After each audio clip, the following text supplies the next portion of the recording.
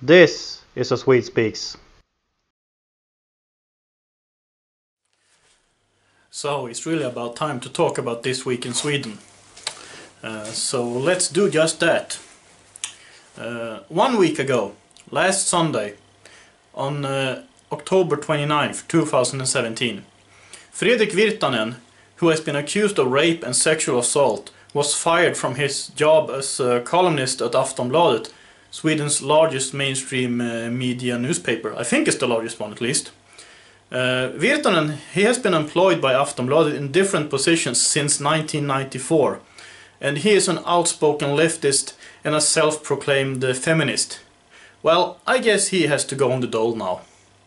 In Krokom, in the province of Jämtland, in the north or the mid-north of Sweden, a man in his 60s was brought to hospital after being stabbed in the back early Sunday morning. A woman roughly 45 years old and a man in his 50s who were in the man's apartment were arrested, suspected of attempted manslaughter. In Växjö, in the province of Småland, in the south of Sweden, a police station was attacked twice during early Sunday morning at 2:21 and 4:15 AM Swedish time.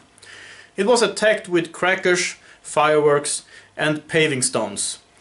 Nobody was hurt, but the police says that if someone would have passed by when the crackers or fireworks went off, it would have been a threat to that person's life or health. In the neighborhood of Rosengård, in Malmö, in the province of Skåne, in the south of Sweden, on Sunday night, a car standing alone started burning. On Monday, October 30th, a popular comedian in Sweden has been reported to the police for 2 cases of rape and 1 case of sexual assault. In Nacka, in the province of Södermanland, a man, roughly 35 years old, was shot to death with several shots. The police believes that the murderer was waiting for the victim. In Karlskrona, in the province of Blekinge, in the south of Sweden, a minaret is now built in Karlskrona and it will be used every Friday. On Tuesday, October 31st, in Karlshamn, in the province of Blekinge, all churches in the Church of Sweden in Karlskrona Trensum incumbency are closed at times when there is no staff present. And this is a reaction to recent vandalizing of Carl Gustav Church in Karlshamn. In the neighborhood of Hammarkullen, in Gothenburg City, during Tuesday there was a wave of gun robberies with masked perpetrators, assault and several victims. In Borslöv, in Helsingborg, in the province of Skåne, in the south of Sweden, a 20-year-old man was found shot to death during Tuesday evening. The man was known to the police and police suspects murder. On Wednesday, November 1st, Ulf Kristersson, newly elected leader of the Moderate Coalition Party, the so-called Conservative Party of Sweden, says in an interview that he will not talk to or negotiate with the Sweden Democrats. In Mölndal, in the province of Östergötland, in the west of Sweden, around midnight, night to Wednesday, alarm went off at a music store. During a 6-minute burglary, thieves were able to steal musical instruments to a value of over 500,000 Swedish kronor. That equals roughly $60,000. Nobody was arrested. In Örebro, in the province of Närke, a 25-year-old man was charged for threatening the police. The man supposedly told the police that "You are no longer hunting us.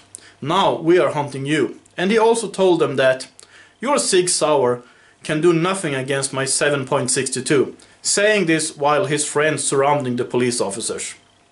On Thursday, November 2nd, in Lund, in the province of Skåne, Philip Sandberg, Liberal Municipal Commissioner in Lund, suggested that EU citizens utilizing the city's immediate beds for homeless should pay for it, just like Swedish citizens have to. Until now, Swedish citizens pay 60 Swedish kronor, which is roughly $7 per night, while EU citizens do not pay. Their expenses are covered by the municipality of Lund. On Friday, November 3rd, a government inquiry proposes that it should be easier to get a residence permit for immigrants who can't be deported. This applies to people from countries who refuse to take their own citizens back when they are deported from Sweden. In Östermalm, which is a really fancy neighborhood in Stockholm City, Home Help Services found a hurt man being tied and battered in an apartment. Police are investigating the case as severe robbery. Lars Ohly, previous leader of the Left Party, has been reported to the police for sexual harassment towards a female party member. And on Saturday, yesterday, November 4th, in the neighborhood of Gottsunda, in Uppsala, in the province of Uppland, 2 men were injured by gunshots and brought to hospital. 2 men have been arrested, suspected of attempted murder.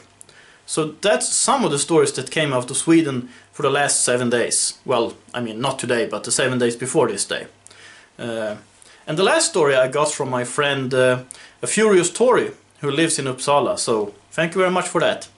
And by the way, I started to say stuff like the province of Skåne just to give you an idea of what I'm really talking about. Well, I'm giving you the provinces, or I give you Stockholm City and Gothenburg City to help you locate the places geographically.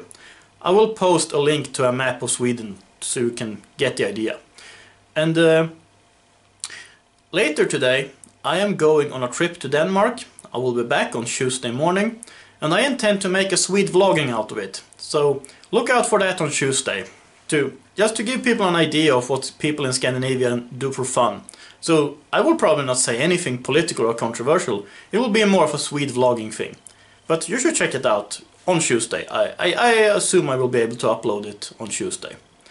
So that's really all I have to say right now.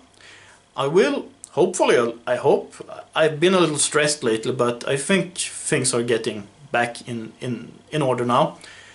So next week I will return with a new episode of This Week in Sweden. And sometime during next week, when I'm back from Denmark, I will make Last Week in Islamic Terror. And apart from that, there are a few stories I need to report on, so I'll try to make a few videos about them next week. We'll see how much I will be able to do.